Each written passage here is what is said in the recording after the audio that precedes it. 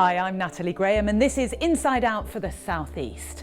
Now, the Brexit process so far has been a roller coaster ride and it's not over yet, especially for two people from Thanet on opposite sides of the debate.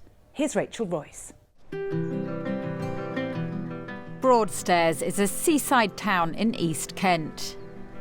It's in the constituency of South Thanet, which had one of the highest Leave votes in the South East during the referendum. We were supposed to be leaving the European Union in just 3 days. Now we're not, and Brexit is once again in limbo. The events that have got us to this point have been politically unprecedented. Things like the prorogation of Parliament, a Saturday sitting of MPs, and lengthy debates, often in angry language, in the House of Commons.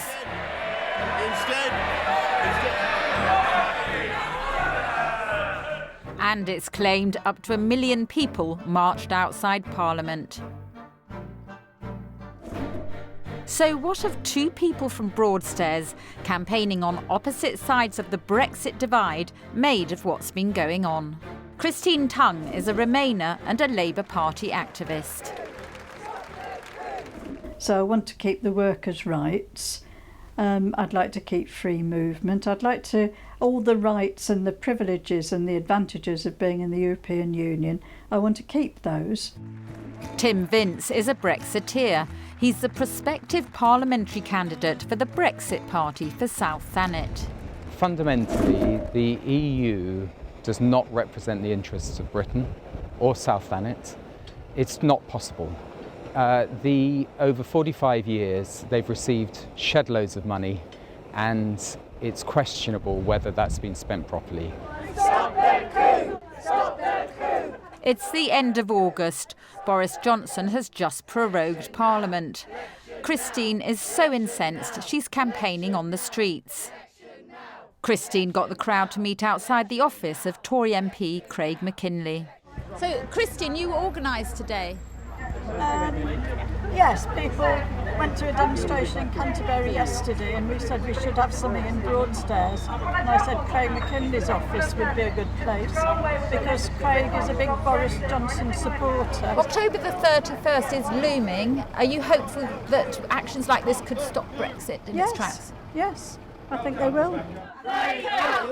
Craig decided not to engage with Christine or any of the other demonstrators and left through the chanting crowd. How are you? You all right? All right, you're not stopping to talk to them? No, I've got a meeting to go to. Why won't you speak Well, to they've them? decided to come here in their time and not mine, so they can do what they like, where they like. It's false outrage, it's not. A week later, Tim Vince set up a meeting with two of his Brexit Party volunteers in a Broadstairs pub. They were discussing campaign tactics in case there's a sudden general election. It all comes down to the badges, because mine says I'm ready, yours says change politics for good, and you've got the Brexit Party, so that's it. By coincidence, inside the pub at the same time as Tim were a group of 80-year-old former school friends. How many of you want to leave the EU? Put your hands up.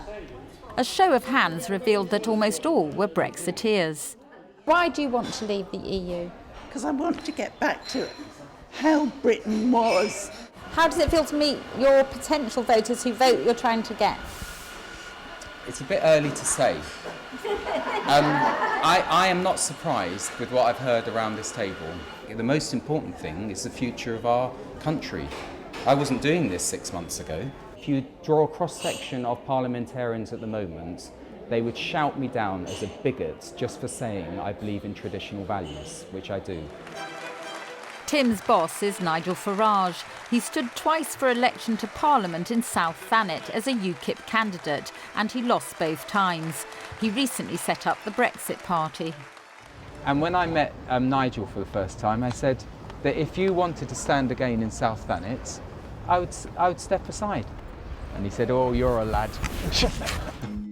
In September, Christine went to the Labour Party conference. The day before I met her, the party voted to back a second referendum rather than back Remain. So was Christine disappointed? No, I totally trust Jeremy's view. I think that will result in what I want, if everybody else can go along with that, yeah. But for Christine, one of the best moments at conference came when she heard the news from the Supreme Court about the prorogation of Parliament. The decision to advise Her Majesty to prorogue Parliament was unlawful. This unelected Prime Minister should now resign. We've heard the news this morning that Boris Johnson has been found to be acting unlawfully. So maybe Parliament has to be recalled. He's guilty of everything, particularly treason. As the Labour Party conference drew to a close, Tim was heading to the Brexit Party's main rally in London. By this time, he was beginning to think that Brexit wasn't going to happen by October the 31st, if at all. But he was excited to see Nigel Farage in full flow to the media. We will turn that anger into hope. He does have like an answer for everything.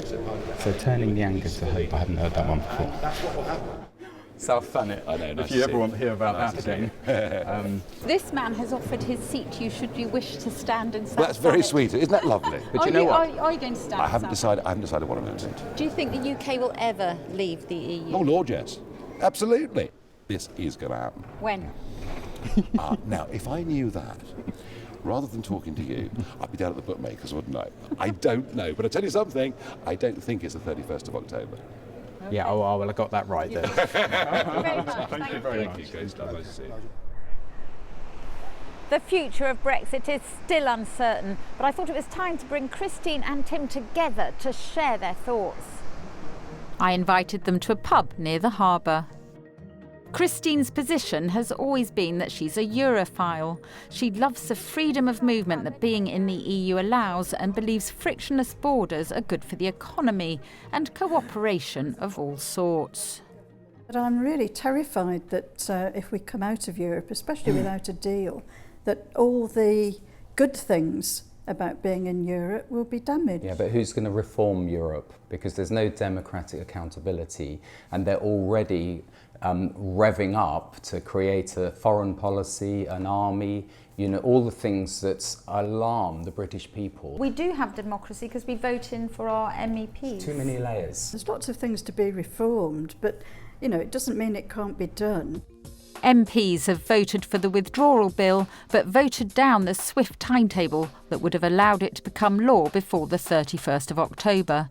So what does Christine want to happen next? I would hope there'd be an election, a people's vote to choose between different options with Remain on the cards as well.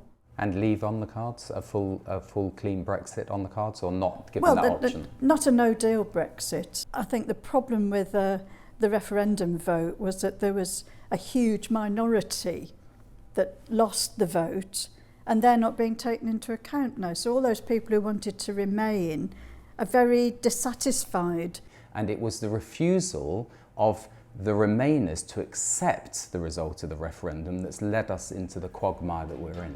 The EU today agreed an extension to Brexit until the 31st of January, allowing the UK to leave sooner if a deal can be agreed.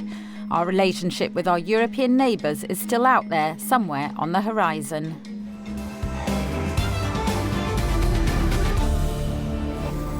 Rachel Royce reporting. Coming up on Inside Out. Chatham's unique